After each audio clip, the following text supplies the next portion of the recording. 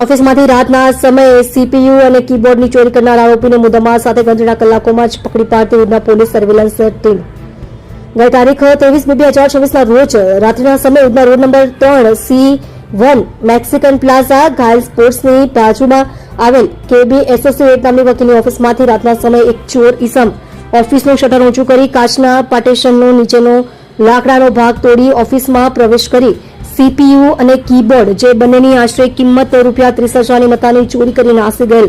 સીસીટીવીમાં દેખાતો એક અજાણ્યો ચોર ઈસમ વિરુદ્ધમાં ફરિયાદીશ્રીએ ફરિયાદ આપતા Udhna police station part 1 registered number 2026 ભારતીય ન્યાય સંહિતા 2023ની કલમ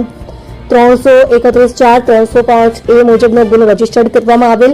ઉપરોક્ત સૂચના અનુસંધાને ઉધના પોલીસ સ્ટેશનના police inspector Shri S.N. Desai તથા બીજા પોલીસ ઇન્સ્પેક્ટર શ્રી J.S. જામરે સાહેબ નાઓના માર્ગદર્શન હેઠળ surveillance police sub inspector Shri H.J. Patel નાઓના નેતૃત્વમાં સર્વેલન્સ સ્ટાફના હેડ કોન્સ્ટેબલ પિયુષભાઈ ખેમચંદભાઈ તથા પોલીસ કોન્સ્ટેબલ નાગેન્દ્રસિંહ રાજેન્દ્રસિંહ તથા પોલીસ કોન્સ્ટેબલ રામદેવસિંહ મુકેશસિંહ નાઓએ બનાવવાળી જગ્યાના